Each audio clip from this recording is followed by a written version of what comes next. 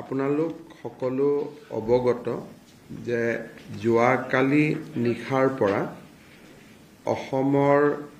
বান পৰিস্থিতি অৱনমিত হৈছে আৰু ব্ৰহ্মপুত্ৰৰ পানী ডিব্ৰুগড়, নিমাতীঘাট, তেজপুৰ আৰু সোৱণশিৰিৰ পানী বেদেতীঘাট, দিখৌৰ পানী শিৱসাগৰত আৰু দিচাঙৰ পানী শিৱসাগৰ আৰু বেকীৰ পানী বৰপেটা এই গোটেই সমূহতে বিপদসীমাৰ ওপৰেদি পাৰ হৈ আছে। সাধাৰণতে যেতিয়া ব্ৰহ্মপুত্ৰৰ পানী বা উপনদীসমূহৰ পানী বিপদসীমাৰ ওপৰেদি গতি কৰে তেতিয়া ই বুজি লোৱা হয় যে ই মথাউৰিৰ প্ৰায় লেভেলত পৰ্যায় পানী পাইগৈ আৰু ইয়াৰ পিছতে অলপ পানী বাঢ়িলে অভাৰটপিং হৈ পানী কাণ্ট্ৰি সাইডলৈকে আহিবৰ বাবে আৰম্ভ কৰে আৰু যেতিয়াই ব্ৰহ্মপুত্ৰৰ পানী বিপদসীমাৰ ওপৰেদি যায় তেতিয়াই পৰিস্থিতি গম্ভীৰতাৰে লোৱা যায় আৰু পৰিস্থিতি চম্ভালিবৰ বাবে প্ৰচেষ্টা চলোৱা যায়। অহা কিছুদিনৰ বাবেও আমাৰ যিটো বৰজাৰত বতৰ বিজ্ঞান সংস্থা আছে তেওঁলোকে নলবাৰী, কাৰ্বি আলং, ডিমা হাছাও আৰু তিনিচুকীয়া ইয়াৰ উপৰিও আংশিকভাৱে ধুবুৰী, গোৱালপাৰা, বঙাইগাঁও, গোলাঘাট, বিশ্বনাথ, তিনিচুকীয়া আৰু ডিমা হাছাও জিলাত বৰষুণৰ প্ৰবল বৰষুণৰ সম্ভাৱনা তেওঁলোকে ব্যক্ত কৰিছে। ইয়াৰ পৰা এইটো কথা আমি অনুভৱ কৰিব পাৰোঁ যে অহা ৩-৪ দিন ৰাজ্যখনৰ বাবে এটা ক্ৰিটিকেল সময় হ'ব য'ত নেকি আমি বান পৰিস্থিতি অতি সূক্ষ্মভাৱে পৰ্যালোচনা কৰি থাকিব লাগিব আৰু য'তেই মানুহ বিপদৰ সন্মুখীন হয় তাতে আমি মানুহক সহায় কৰিব লাগিব। আজিৰ মুহূৰ্তলৈকে অসমত 14খন জিলা আৰু 41টা ৰেভিনিউ চাৰ্কেল 14 ডিষ্ট্ৰিক্ট আৰু 41 ৰেভিনিউ চাৰ্কেল বানপানীত নিমগ্ন হৈছে আৰু এই গোটেই অঞ্চলটো যদি আমি গাঁৱলৈ ৰূপান্তৰ কৰোঁ তেতিয়াহ'লে 698খন গাঁও ইতিমধ্যে প্লাবিত হৈছে। ইয়াত বৰাক উপত্যকাও ইনভলভ হৈ আছে, ব্ৰহ্মপুত্ৰ আৰু বৰাক উপত্যকা দুইটা ধৰি আৰু 2,70,628টা পৰিয়াল বা পপুলেশ্যন সংখ্যক ৰাইজ এতিয়ালৈকে ক্ষতিগ্ৰস্ত হৈছে। যোৱাকালি ধেমাজিত দুজন বেচিকেলি মাক আৰু জীয়েক, কন্যা আৰু মাতৃ দুগৰাকীৰ মৃত্যু হৈছে আৰু এইটো আমি প্ৰথম ৱেভটো পাৰ হৈ যোৱাৰ পিছত ইয়াক আমি ছেকেণ্ড ৱেভ অফ ফ্লাড বুলি ক'ব পাৰোঁ। সোৱণশিৰি নদীত দেখা গৈছে যে ব্ৰহ্মপুত্ৰৰ পানী 2011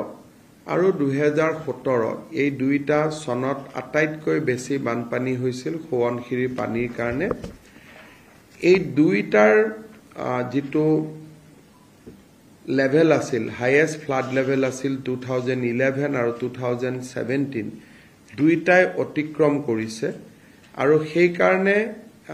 NHPC ডাম কৰ্তৃপক্ষই আজি যোৱাকালি সন্ধিয়াই 409 cubic metre basically 409 cubic metre পানী তেখেতসকলে এৰি দিছে আৰু তাৰ ফলত উত্তৰ লখিমপুৰ জিলাত 21খন গাঁৱৰ 11,000 পৰিয়ালে তেওঁলোকে প্লাবিত হ'বলগীয়া হৈছে। আজিও তেওঁলোকে অলপ আগলৈকে দিয়া ৰিপৰ্ট মতে তেওঁলোকৰ ডেমত যিটো পানী বৰ্তমানো তেওঁলোকৰ ডেমত পানী সোমাই আছে, কিন্তু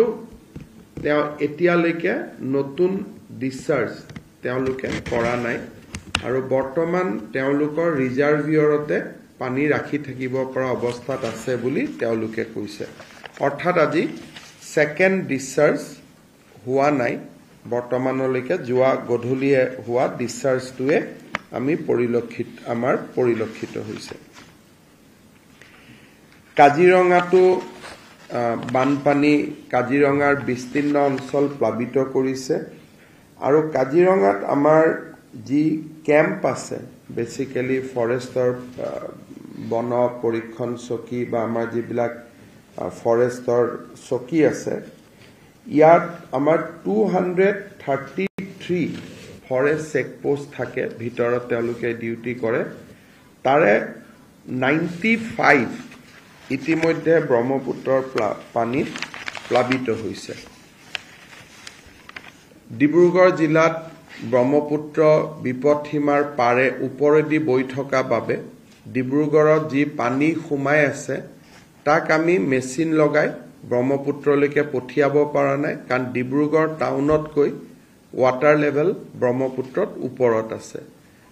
কেতিয়াবা আপোনালোকে গুৱাহাটীত বহি আমি যিটো ধাৰণা কৰিব পাৰোঁ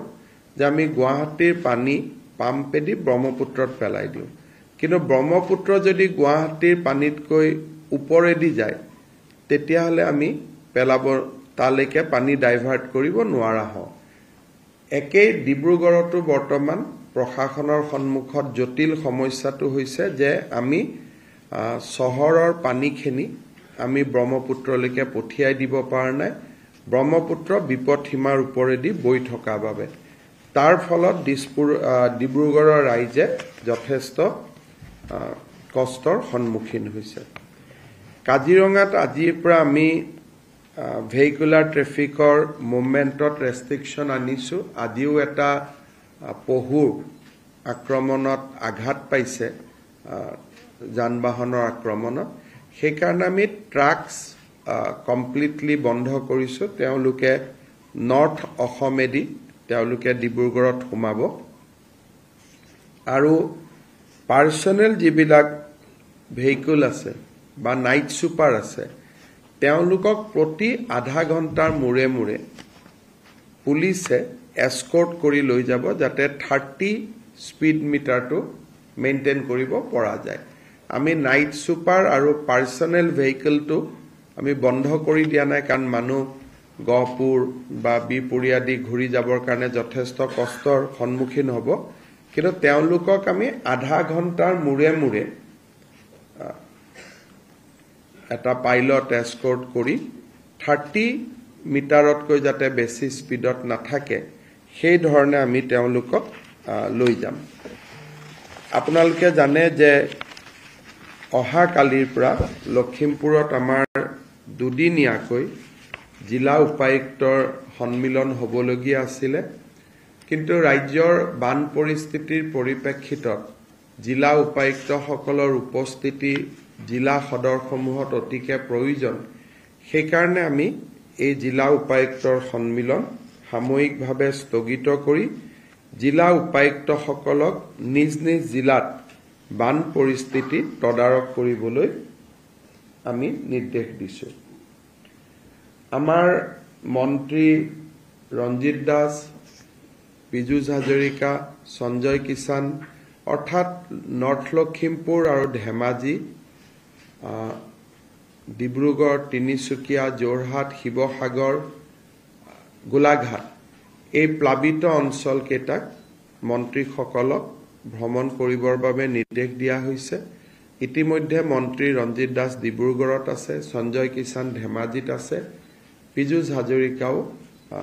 গোলাঘাট জিলাত আজি বান পৰিস্থিতিৰ তদাৰক কৰি আছে। মই আমাৰ মন্ত্ৰী আৰু বিধায়কসকলক অনুৰোধ কৰিম যাতে বিধায়কসকলে নিজৰ সমষ্টিত এই সময়ছোৱাত আৰ্তজনৰ লগত থিয় হৈ থাকে আৰু মন্ত্ৰীসকলে নিজৰ গৃহ জিলা আৰু গাৰ্জেন জিলা এই দুইটাৰ মাজত তেওঁলোকে যাতে সময় ভাগ বতৰা কৰি লয়। অহা বুধবাৰে আমি কেবিনেটৰ বৈঠক দিছো আৰু কেবিনেটৰ বৈঠকত আমি ডিটেইলছ কথা পাতিম যে মানুহক আমি কি ধৰণে সহায় কৰিব পাৰো কিন্তু এই পৰিবেশৰ মাজতো এটা সকাহ দিবলগীয়া খবৰ যে মথাউৰি বোকাখাটটোক বাদ দি এতিয়ালৈকে এই সেকেন্ড ওয়েভ অফ ফ্লাডত এতিয়ালৈকে কোনো মথাউৰি ভঙা নাই বা ব্ৰিজ হোৱা নাই কিন্তু ব্ৰহ্মপুত্ৰৰ পানী যেহেতু আটাইকেইখন জিলাতে বিপদ সীমাৰ ওপৰত আছে আৰু পানী লাহে লাহে উজনিৰ পৰা নামনি অসমলৈকে বৈ আহিব গতিকে মই ধাৰণা কৰো যে অহা ৪৮ ঘণ্টাত সমগ্ৰ ৰাজ্যখনে এতিয়া যেটো মই ৪১টা ৰেভিনিউ সাৰ্কেল কলো সমগ্ৰ ৰাজ্যখনে বানপানীত গ্ৰাসত পৰিব বুলি আমি আশংকা কৰিব পাৰো যদি নামনি অসমত বৰষুণ কমে আৰু উজনি আৰু অৰুণাচলতো যদি বৰষুণ কমে তেতিয়া হলে আমি কিছু সকাহ পাম এইবাৰৰ বানপানীৰ মূল কাৰণটো হৈছে যে অৰুণাচল প্ৰদেশত হোৱা ৰেইনফল পাছিঘাট অঞ্চলত যোৱা কেইবা দিনৰ পৰাও নিৰবিচ্ছিন্নভাৱে বৰষুণ হৈ আছে ব্ৰহ্মপুত্ৰত লৈকে গোটেই পানীবোৰ অৰুণাচলৰ পৰা স্বাভাৱিকভাৱে তাত বৰষুণ হলে ভিতৰলৈকে আহে আৰু তাৰ লগতে উজনি অসমৰ জিলাসমূহতো হৈ থকা বৰষুণৰ বাবে বান পৰিস্থিতি জটিল হৈ পৰিছে আজি দিনৰ ভাগত প্ৰধানমন্ত্ৰী নৰেন্দ্ৰ মোদী ডাঙৰীয়া তেখেতে মোক ফোন কৰিছিলে আৰু তেখেতে প্ৰতিশ্ৰুতি দিছে যে বানপানীৰ সংক্ৰান্তত যি প্ৰয়োজনীয় ভাৰত চৰকাৰে কৰিব লাগে তেওঁলোকে কৰিব আৰু মুকো আৰু আমাৰ মন্ত্ৰী আৰু বিধায়কসকলকো বানপানীৰ সময়ত ৰাইজৰ কাষত থিয় হৈ থাকিবৰ বাবে তেখেতে পৰামৰ্শ দিছে গৃহমন্ত্ৰী অমিত শাহ ডাঙৰীয়ায়ো টেলিফোন কৰি মোক জনাইছে যে NDRFৰ পৰা আৰম্ভ কৰি সেনা বাহিনীলৈকে সকলোকে হস্তম কৰি ৰখা হৈছে অসম চৰকাৰে যেতিয়াই বিচাৰে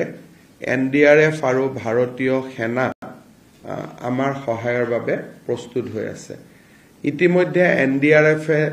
আমাৰ লগত কাম কৰি আছে আৰু আজি তিনিচুকীয়াৰো কিছু কিছু স্থানত জিলা কৰ্তৃপক্ষই সেনাৰ সহায় লৈছে they have taken help of army আৰু আৰ্মিও আমাক জনাইছে যে তেওঁলোকৰ যথেষ্ট ফোৰ্স ষ্টেণ্ড বাইত আছে তেওঁলোকে আমাক সহায় কৰিব পাৰিব বানপানীৰ ওপৰত আপডেট এটোৱে আছিল আৰু মই ভাবো যে এই বিপদৰ সময়ছোৱাত আমি ইজনে সিজনৰ কাষত থিয় হৈ থাকিম আৰু ৰাইজক আমি সহায় কৰিম বানপানীৰ লগে লগে আজিৰ দিনটো এটা বিশেষ গুৰুত্বপূৰ্ণ দিন যে আজিৰ দিনটোৰ পৰাই আমাৰ যেটো কলোনিয়েল লজ আছিলে ক্ৰিমিনেল লজ আছিলে এই কলোনিয়েল ক্ৰিমিনেল লজ সমূহ আজি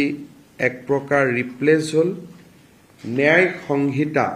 আমাৰ যেটো Indian penal code Indian evidence act আৰু criminal procedure code CRPC IPC আৰু ইণ্ডিয়ান এভিডেন্স এক্ট এই তিনিওখনৰ পৰিৱৰ্তে ভাৰতীয় ন্যায় সংহিতা ভাৰতীয় নাগৰিক সুৰক্ষা সংহিতা আৰু ভাৰতীয় সাক্ষ্য অধিনিয়ম যেটো এভিডেন্স এক্টৰ জাগাত আমাৰ ভাৰতীয় সাক্ষ্য অধিনিয়ম আজিৰ পৰা বলবৎ হল আজি দিনৰ 12:32 নগাঁও সদৰ আৰক্ষীয়ে ন্যায় সংহিতাৰ ভাৰতীয় ন্যায় সংহিতাৰ আধাৰত প্ৰথমটো গোচৰ ৰুজু কৰিছে আৰু জুৱা নিশা 12 বজাৰ পৰাই আমি IPCৰ অধীনত কেছ ৰেজিষ্টাৰ কৰা আমি বাদ দিছো আৰু আমি ভাৰতীয় ন্যায় সংহিতাৰ আধাৰত কেছ ৰেজিষ্টাৰ কৰা আৰম্ভ কৰিছো আৰু অসমত ফাৰ্ষ্ট কেছটো আমি 12:32 32 মিনিটত বিয়লি আমি ৰেজিষ্টাৰ কৰিছোঁ নগাঁও আৰক্ষী থানা। ইতিমধ্যে আমাৰ অসমত এই তিনিওখন আইন অতি যাতে সুষমভাৱে বলবৎ হ'ব পাৰে, ট্ৰেন্সফৰ্ম হ'ব পাৰে, তাৰ বাবে আমি বিশেষ ব্যৱস্থা হাতত লৈছিলোঁ। অসম পুলিচৰ 115 জন মাষ্টাৰ ট্ৰেইনাৰে যোৱা কেইবাটাও মাহ ধৰি কাম কৰি আছিলে। ন্যায় সংহিতাত ফৰেনচিকৰ ব্যৱহাৰ বাধ্যতামূলক কৰা হৈছে। অসমত আমি 5টা ফৰেনচিক লেব আমি স্থাপন কৰিছিলোঁ। গান্ধীনগৰৰ নেশ্যনেল ফৰেনচিক ইউনিভাৰ্চিটিত আমি ক্ৰাইম চিন অফিচাৰ হিচাপে 500 আৰক্ষীক আমি ট্ৰেইন কৰাইছিলোঁ আৰু সেইকাৰণে অসমত আমি ক্ৰিমিনেল লজ, নতুন ক্ৰিমিনেল লজ, নতুন ন্যায় সংহিতা ৰূপায়ণ কৰোঁতে আমি অসুবিধা নাপাম বুলি আমি ধাৰণা কৰিব পাৰোঁ। We have already registered first case in Nagaon police station under Bharatiya Nyay Sanghita, and Assam government and Assam police and judicial officers have been given proper training, and we are well equipped to handle criminal justice system in the same situation. এই ন্যায় সংহিতাত বহুবিলাক positive কথা আছে। 0 FIR, EFIR যিবিলাক ৰাইজে বিচাৰি আছিলে, ভাৰতীয় ন্যায় সংহিতা আৰু আমাৰ যিটো CRPCক আমি ৰিপ্লেচ কৰিছোঁ নাগৰিক সুৰক্ষা সংহিতা দি, ইয়াতে EFIRৰ পৰা ফৰেনচিক এভিডেন্স, এই গোটেই কথাবিলাক আমাৰ ইয়াত অন্তৰ্ভুক্ত হৈ আছে আৰু ইয়াত বহুতবিলাক ভাল কথা আছে। কিন্তু এই ন্যায় সংহিতাত অসমৰ সৈতে জড়িত এটা বিশেষ বিন্দু বা বিশেষ ক্লজ আমাৰ বাবে অত্যন্ত গুৰুত্বপূৰ্ণ। আপোনালোকে জানে যে যোৱা এটা বছৰৰ পৰা বা 1.5 বছৰত আমি চাইল্ড মেৰেজৰ এগেইনষ্টত আমি কাম কৰি আছোঁ। চাইল্ড মেৰেজৰ সম্পৰ্কত কিছু হাইকোৰ্টে ইছলামিক লৰ ইণ্টাৰপ্ৰিটেশ্যনত মাইনৰ মেৰেজৰ ক্ষেত্ৰত এটা কিছু ডিফাৰেঞ্চিয়েট জাজমেণ্ট দি ৰাখিছিলে। সেইকাৰণে আমি অসমত পস্কো এক্ট আমি আনিবলগীয়া হৈছিলে, যাতে ইছলামিক এক্টৰ ইণ্টাৰপ্ৰিটেশ্যনটোৰ আমি অভাৰকাম কৰিব পাৰোঁ আৰু সেই ধৰণে আমি চাইল্ড মেৰেজৰ ওপৰত আমি যুঁজ দিছিলোঁ। এতিয়া ইয়াত এটা খুব ভাল প্ৰভিজন আহিলে যে চাইল্ড মেৰেজ কোনোবাই যেতিয়া কৰে, সবচে ডাঙৰ কথা যে উইথ কনসেন্টটো 18 বছৰৰ তলৰ ছোৱালীৰ লগত সেক্সুৱেল ইণ্টাৰকোৰ্স কোনেও কৰিব নোৱাৰে। The minimum age for sexual intercourse with consent for married women has been raised from 15 years to 18 years. তাৰমানে এতিয়া 18 বছৰৰ তলৰ ছোৱালীক যদি কোনোবাই বিয়া কৰায় আৰু যদি তাত সন্তান থাকে, তেতিয়াহ'লে সেক্সুৱেল ইণ্টাৰকোৰ্স ইজ প্ৰুভড। যে 18 বছৰ আপুনি 16ত বিয়া কৰালে, 12 বছৰত বিয়া কৰালে, 18 বছৰ আগতে আপোনাৰ সন্তান হ'ল। তাৰ মানে 18 বছৰৰ আগতে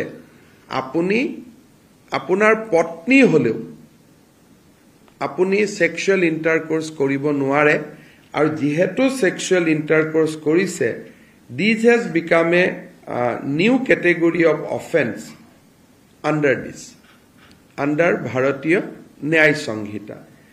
ইয়াৰ ফলত চাইল্ড মেৰেজৰ ওপৰত আমি বহুত কাম কৰিব পাৰিম আৰু ন্যায় সংহিতাত কোৱা হৈছে যে 18 ইয়াৰ্ছৰ তলৰ even consensual intercourse is equivalent to rape অৰ্থাৎ 16-17 বছৰৰ ছোৱালীক উইথ কনসেন্টটো যদি আমি সেক্সুৱেল ইণ্টাৰকোৰ্স কৰো it will be considered as rape and it will be punishable as offense of rape. গতিকে ইয়াৰ ফলত আমাৰ চাইল্ড মেৰেজৰ বিৰুদ্ধে যুঁজ দিয়াত আমাৰ বহুতখিনি সহায় হ'ব আৰু এই বিষয়ত আমি যথেষ্ট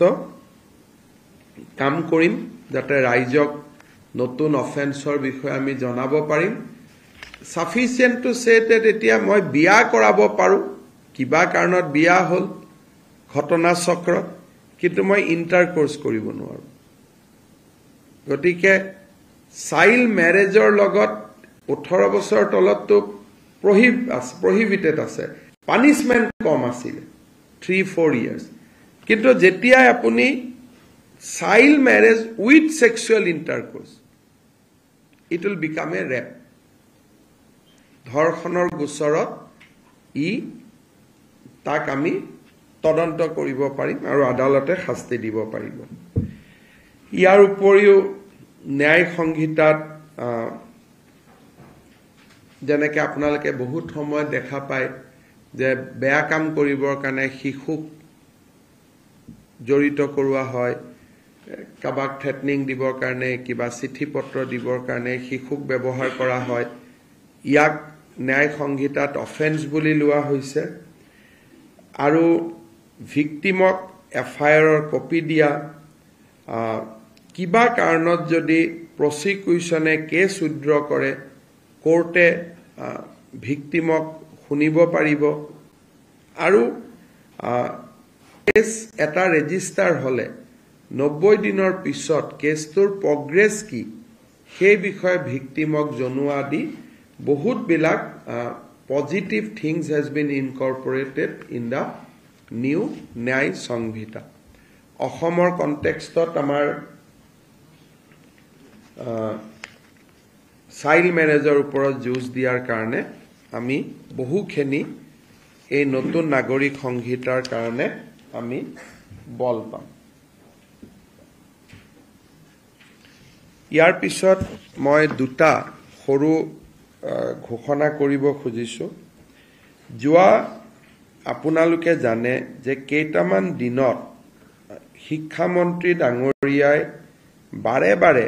স্পষ্টীকৰণ দিয়াৰ পিছতো একাংশ সংবাদ মাধ্যমে হওক বা একাংশ শিক্ষকেই হওক শিক্ষা সেতু এপটোৰ ওপৰত বহুত বিলাক প্ৰশ্ন আনি আছে কিন্তু বহুত শিক্ষকে আমাক জনাইছে যে এপটোত কোনো সমস্যা নাই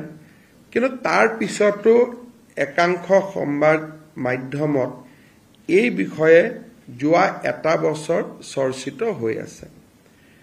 আমি এখন আজি চৰকাৰে কমিটি গঠন কৰিছো এই কমিটিখনত 3 জন ব্যক্তি থাকিব প্ৰফেসৰ পৰমেশ্বৰ আয়াৰ তেখেত dean IIT Guwahati professor Sharat Kumar Patra তেওঁ director Indian information of technology Guwahati doctor Hiten Choudhury তেওঁ কটন কলেজৰ head of the department computer science and information technology অৰ্থাৎ ৰাজ্যত ইনফৰমেশ্যন টেকনলজিৰ ওপৰত যদি কোনোবা বিশেষজ্ঞ বা কম্পিউটাৰৰ ওপৰত যদি আমি বিশেষজ্ঞ বুলি কওঁ এওঁলোকতকৈ আৰু ওপৰত বিশেষজ্ঞ আজিৰ দিনত হয়তো আমাৰ ৰাজ্যত 2-4 জন থাকিলেও ফটক কৰি পাবলৈ টান হ'ব এই 3 জন ব্যক্তি আৰু য'ত director elementary education will be the member secretary director elementary এডুকেশ্যনে মেম্বাৰ সেক্ৰেটাৰী হিচাপে কাম কৰিব শিক্ষা সেতুৰ গুণগত মানদণ্ডৰ ওপৰত এটা কোনোবাই সময়ত স্কুলত যাব বেয়া পায় হেতু এটা বেলেগ কথা শেষলৈকে স্কুলত থাকিব দিলে বেয়া পায় হেতু এটা বেলেগ কথা কিন্তু একাংশ সংবাদ মাধ্যমে কৈ আছে নহয় গছৰ ওপৰত উঠি এটেন্ডেন্স দিব লাগে এতিয়া যিসকলে এপটো পৰিচালনা কৰিছে তেওঁলোকে মোক জনাইছে যে এইবোৰ একো কৰিব নালাগে ৰেকৰ্ডখিনি লৈ ল'ব 4টা বজাৰ পিছত ঘৰত আহিও বস্তুখিনি আপলোড কৰি দিব পাৰি কোনো গছত বা ঘৰত উঠাৰ কোনো প্ৰয়োজন নাই কিন্তু গোটেই শিক্ষা ব্যৱস্থাটো যোৱা কিছুদিনৰ পৰা এটা এনেকুৱা এটা পৰিৱেশ কৰি দিয়া হৈছে যে মানে একেবাৰে যেন গভৰ্ণমেণ্টে এটা তগলকি নীতি চলাই আছে আমি সকলো এটা কথা বুজিব লাগিব যে অসমৰ আটাইতকৈ দৰিদ্ৰ ছাত্ৰ ছাত্ৰীসকল চৰকাৰী স্কুলত পঢ়ে আটাইতকৈ দুখীয়া ল'ৰা ছোৱালী চৰকাৰী স্কুলত পঢ়ে আৰু তেওঁলোকক যদি আমি ন্যায় দিব নোৱাৰো শিক্ষাই অসমতাৰ সৃষ্টি কৰিব অকল ধনী মানুহৰ ঘৰৰ ল'ৰা ছোৱালী ডাক্তৰ হ'ব ইঞ্জিনিয়াৰ হ'ব আৰু দুখীয়া মানুহৰ ঘৰৰ ল'ৰা ছোৱালী কেতিয়াও ডক্টৰ ইঞ্জিনিয়াৰ হ'ব নোৱাৰিব গান্ধীজীয়ে কৈছিল যে শিক্ষাই সমতাৰ সৃষ্টি কৰে education has a equalizing effect in our society কিন্তু যদি চৰকাৰী শিক্ষকসকল স্কুলত না যায় তে শিক্ষাই ইমান এটা ডাঙৰ অসমতাৰ সৃষ্টি কৰিব যে সেই অসমতা আমি দূৰ কৰিব নোৱাৰো আজি মই এটা উদাহৰণ দিছো প্ৰতিদিন বাতৰি কাকতখনে এই ধৰণৰ কথা লিখে গছৰ ওপৰত উঠে গছৰ তলত উঠে কিন্তু তেওঁৰ বা মোৰ 2টা ল'ৰা ছোৱালীয়ে প্ৰাইভেট স্কুলত পঢ়িছো গতিকে এই দুখীয়া দৰিদ্ৰ চৰকাৰী স্কুলত পঢ়া ল'ৰা ছোৱালীৰ যেটো প্ৰয়োজনীয়তা যে শিক্ষক এজন তেওঁলোকৰ বাবে মৌলিক অধিকাৰ শিক্ষকজন তেওঁলোকৰ মৌলিক অধিকাৰ তেওঁলোক that is their fundamental rights গতিকে শিক্ষকজনক সময়ত উপস্থিত থাকিব কোৱাটো সৰকাৰখনৰ বাবে অপৰাধ হ'ব নোৱাৰে শিক্ষা মন্ত্ৰীক তাৰ কাৰণে অপৰাধী সজাব নোৱাৰে কিন্তু যদি এপটোত কিবা ভুল আছে ডেফিনেটলি আমি ঠিক কৰিব লাগিব